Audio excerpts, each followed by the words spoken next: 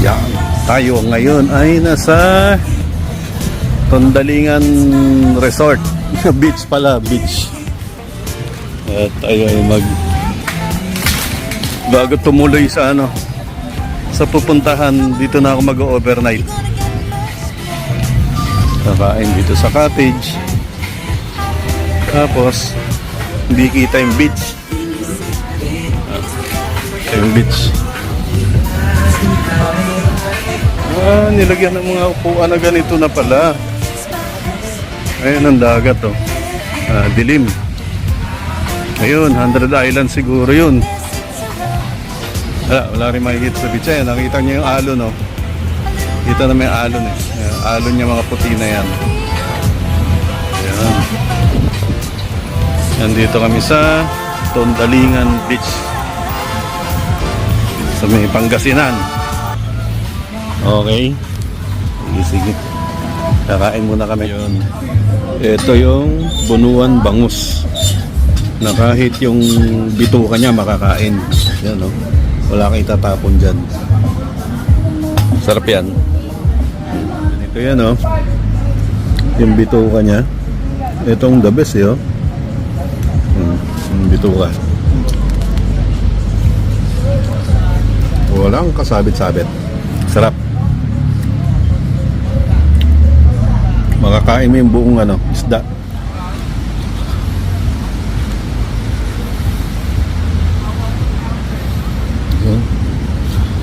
At dito nga ako napadpad sa Tondalingan Beach.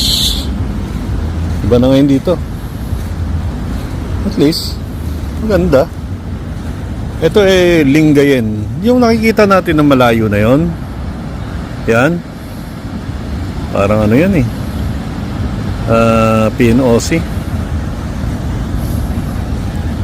Yung refinery ng yata yan.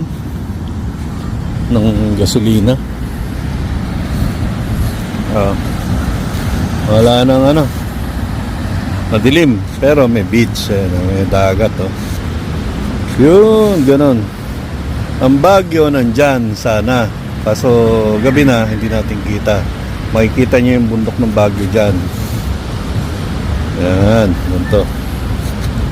Ayos. Nakaka-relax yung tunog ng dagat. Yun nga talaga pinupunta ko. Sayang, sana pwede palang, kung pwede dala nyo yung sasakyan dito. Kaso bawal na. Dati nadala ko yung sasakyan dito. Kaya ba dadalahin nyo yung sasakyan nyo sa beach? So eto, cottage namin, kawain lang kami.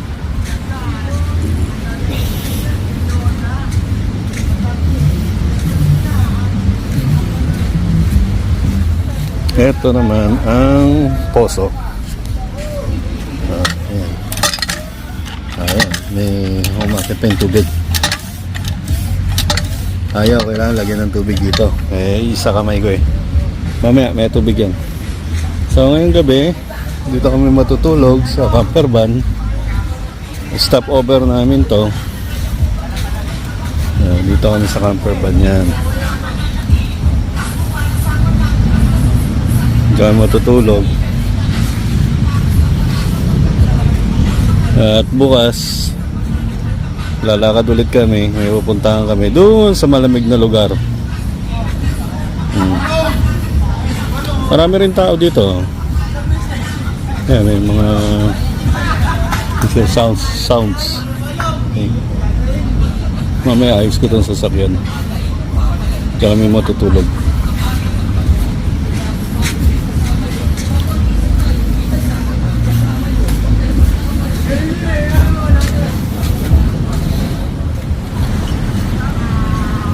Dadalahin ko sana yung camper van dito sa sa seaside, kaso hindi pala pwede ipasok na. May nakaharang na pala. May harang na. Kaya wala, no choice, hindi talaga obra. Dati nadala ko pa yung sasakyan dito yung kotse sa beach. Hindi na pala pwede. Ayun. At least alam na, hindi pala pwede. makinig na lang sa sound ng waves. Masarap eh, nakaka-relax. Last time namin dito, may mga nag-camping, kaso nga lang doon kami sa hotel, inaabot ng bagyo. Naku, basang-basa lahat sila. Hindi pwede. Okay na ako dito. Di talaga pwede ipasok yung sasakyan. Pero doon may nag-off-road doon ayun Ba't may sasakyan doon? Saan yun? Ayun hindi. Ano pala yun? Mga bahay pala. Akala ko may ilaw ng sasakyan. Wrong mistake.